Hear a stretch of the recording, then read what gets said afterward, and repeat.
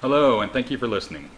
Today we are going to talk about creating a backup of your QuickBooks company file, your QuickBooks data file. Um, Creating a backup is important to safeguard you against any accidental data loss. Um, if something were to happen to your the machine that's hosting your QuickBooks data file, it's always a good idea to have a backup so that you can restore that backup and pick up where you left off.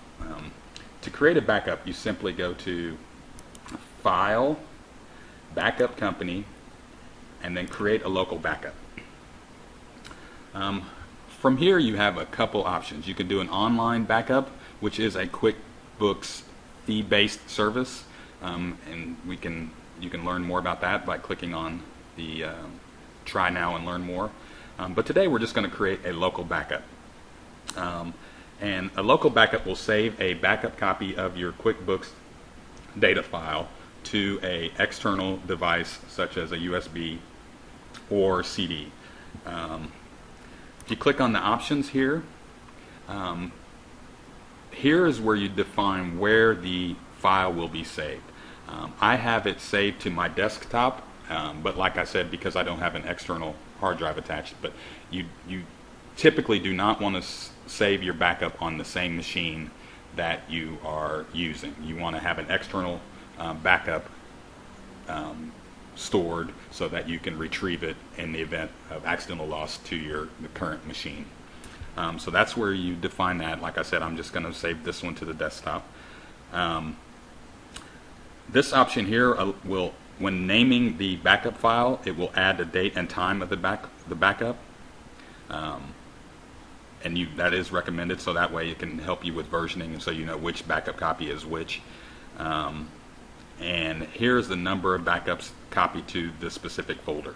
And what this is once you have, in this instance, three backup copies, on the fourth it will prompt you to say, hey, you already have three, do you want to delete the oldest? So that's what that option is doing. This is an automatic reminder. So if this is selected, on the fourth time that you close QuickBooks, it will automatically remind you to perform a backup. And down here are your verification options. Whether you want to do a complete verification, which is recommended, that you do a complete verification of your data file while backing it up.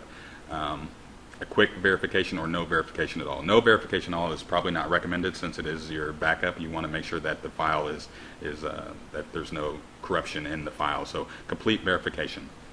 Once that's set up, you just simply click OK. And this is just a warning letting me know that I am saving my backup to my local hard drive.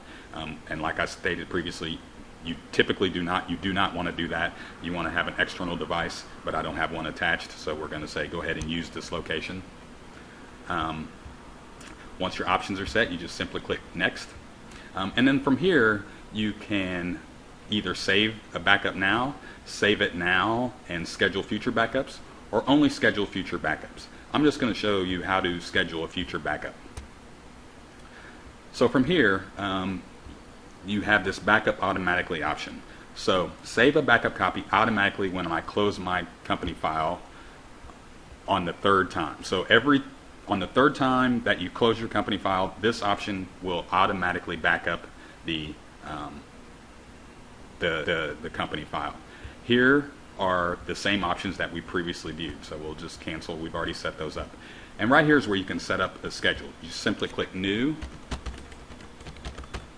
name your backup, select the location where you want the scheduled backup to be stored, and again, we're going to save it on the desktop. However, that is not typically what you want to do. And here is the number of backup copies to keep. Same logic as we discussed previously. So it will automatically back up and deleting the oldest once it reaches 3. Then you select the time that you want to back up. So we're going to say every Tuesday. It's going to run weekly on Tuesdays at 1 p.m. Weekly, depending on how much data you go through, you may want to select more frequent. perhaps at least 3 times a week, let's say. If you have if you're entering a lot of transaction and a lot of data, you want to make sure you get that backed up as to ease the burden of re-entering anything since your last backup. So more frequent is better. And this is a store the password. So you can set up a password if you want to password protect the scheduled backup. In this case, we're not. And then once that's done, you simply click OK. Right? And now you will see the scheduled backup. Once you're done, you click Finish. And it will let you know that backups have been scheduled. And that completes the backup. I'm not going to go through the actual backup because it takes a couple minutes, but you can try this on your own and save a backup and then navigate to the location where you told the backup to be stored, and you will see the backup file. As always, though, if you have any questions, feel free to give us a call. Thank you.